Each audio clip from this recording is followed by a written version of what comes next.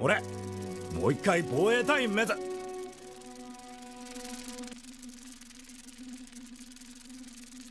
え見つけた。Le chapitre 117 de Kaiju no 8 est enfin disponible. Après 2 semaines d'attente, d'autant plus intense avec le cliffhanger phénoménal laissé par Naoya Matsumoto, j'étais vraiment impatient et je suis très satisfait des 2 derniers chapitres, le 116 et le 117, qui relancent l'intrigue après une pause prolongée. J'avais quelques réserves avec le 115e, mais tout va bien maintenant et on retrouve enfin le fil d'une intrigue perdue. Alright tout le monde, j'espère que vous allez bien et que vous avez bien entendu lu ce chapitre. Petit rappel concernant l'attaque des titans, le film sort demain au Japon, ce dernier combine les 2 derniers épisodes avec une scène inédite. Je vous tiendrai au courant pour la diffusion en France. Et pour célébrer cela, une vidéo sur l'attaque des titans sortira normalement ce dimanche. Peut-être que ce ne sera pas la dernière, histoire de replonger dans les souvenirs que Hajime Isayama nous a laissés. Je vous invite à revoir mes 2 dernières grosses vidéos sur l'attaque des titans, celle où je parle de 8 Studios et celle avec Mappa. N'oubliez pas de vous abonner pour suivre cette aventure avec nous. Merci à tous. On attaque la review du chapitre 117 de Kaiju no 8 avec un chapitre révélateur. Allez, c'est parti. 俺は進み続ける。怪獣八王日々のクズカだ。ずっと待ってる。私、防衛隊員になる。 Naoya Matsumoto nous offre une splendide page de couverture illustrant Kafka, Ibino et le Kaiju 8, en parfaite harmonie avec ce chapitre révélateur où notre héros va enfin comprendre les origines du Kaiju 8. La fameuse théorie est confirmée et nous plongeons dans les souvenirs de ce personnage mystérieux. Mars 1657. Un incendie s'est déclaré dans un temple et avec la sécheresse et les vents forts, il s'est propagé rapidement. En 2 jours seulement, plus de la moitié de la ville d'Edo fut détruite avec environ 100 000 victimes. Voici l'incident de Mereki qui s'est produit dans la vraie vie. Dans le chapitre 66, Matsumoto avait dessiné le sanctuaire de Ryune, fondé durant l'époque d'Edo pour rendre hommage à tous les guerriers qui ont donné leur vie en combattant les kaiju, y compris les ancêtres du vice-capitaine Oshina. Ce nouveau chapitre se connecte directement avec le 66e, nous obtenant ainsi presque tout le contexte de ce qui s'était réellement passé à l'époque. Les guerriers d'autrefois combattaient les kaiju comme à leur habitude, rien de surprenant à première vue. Avec des moyens primitifs, ils exploitaient les cellules de kaiju pour fabriquer des armes, mais faute de technologie avancée, ces armes étaient utilisées sans protection. On peut noter 2 choses très importantes. Premièrement, leur puissance ne pouvait pas égaler celle d'aujourd'hui. La seconde, encore plus terrifiante, la charge que ces armes faisaient peser sur le corps humain était terriblement lourde.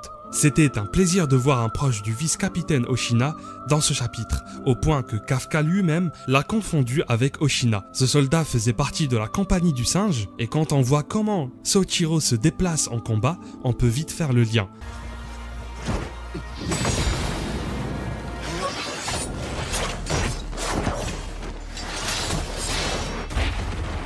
On observe aussi que la fusion avec les cellules de kaiju avait des effets secondaires. Les veines qui apparaissent sur leur visage rappellent une petite scène actuelle. Même si le contexte est différent, le kaiju qu'ils affrontaient semblait normal, grand, puissant, mais rien de singulier à première vue. Tout bascula quand le véritable parasite sortit du corps du kaiju, révélant le fameux kaiju de Mereki. Toutes les sections furent décimées. Les soldats les plus puissants périrent dans des souffrances atroces. C'était passionnant de voir Kafka incarner ce personnage. Alors, était-ce juste une façon de nous raconter l'histoire de cette figure mystérieuse ou une tentative désespérée de Kafka pour changer les choses? Le kaiju de Mereki utilisait les mêmes attaques qu'aujourd'hui, comme celle qui consiste à émettre un son étrange pour affecter une cible et la trancher instantanément. Et je pense qu'on a gardé un très mauvais souvenir, on peut dire qu'on a frôlé la catastrophe. En tout cas, ce passage promet d'être épique en animation. Comme Eren Yeager, ce soldat a tout perdu. Son village, sa maison, sa famille, ses amis et ses camarades. Vient alors le meilleur passage, révélant la source du pouvoir. La mangaka semble utiliser une métaphore, je ne suis pas vraiment sûr. On voit le guerrier sombrer puis couler, peut-être pour symboliser un échec tragique et la rancœur d'un homme ayant tout perdu. Cela pourrait bien être ainsi que le Kaiju 8 est né. un corps fusionné avec des cellules de kaiju animées par un désir intense de vengeance. Le personnage confirme lui-même qu'ils étaient tous aussi impuissants que des larves. Puis, une magnifique double page révèle une petite créature, confirmant la scène mystérieuse du premier épisode. Senpai.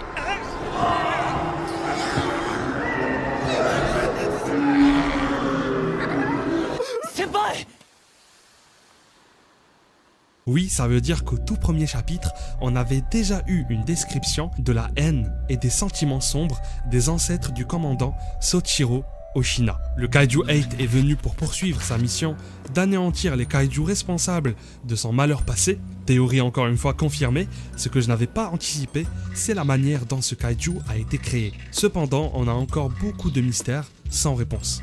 Nous comprenons aussi comment le Kaiju 9 a rencontré le Kaiju de Mereki. Alors une question persiste toutefois, comment un être aussi faible que lui a pu accueillir Mereki? Cela rappelle le premier hôte du Kaiju, qui n'était pas le plus puissant non plus.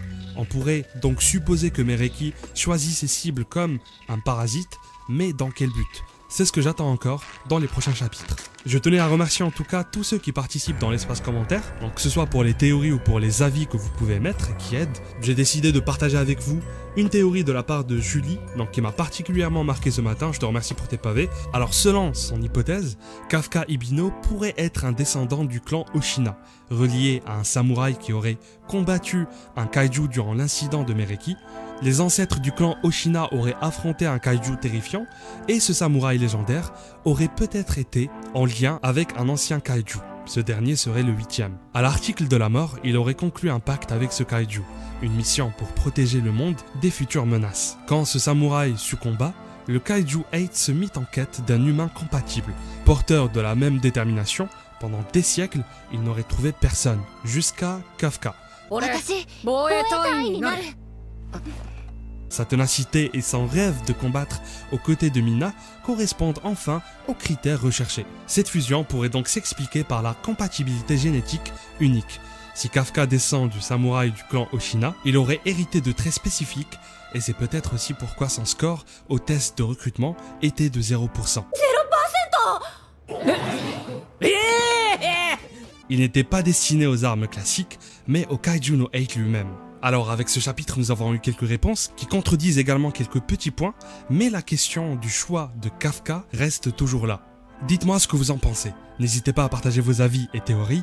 Merci encore pour votre participation. Par contre, mauvaise nouvelle, le prochain chapitre sortira que le 5 décembre. Abonnez-vous pour ne rien manquer et on se retrouve dimanche pour une vidéo spéciale sur l'attaque des titans et qui répondra sûrement à quelques questions. Merci pour votre soutien. Pour les fans de Chainsaw Man, on se retrouve mardi prochain pour la review du chapitre 183. Prenez bien soin de vous et à la prochaine. どこからともなく現れて人々を襲う恐ろしい巨大モンスターのことである。日本では怪獣の出現はもはや日常の一部となっている。若者である日々のカフカは防衛隊に所属して怪獣と戦うことを夢見ていたが、ある日謎の生物が彼の体に入り込み反怪獣という圧倒的な存在に変貌してしまう。そんな彼の新しいコードネームは怪獣エヌド8だ。先輩レビューで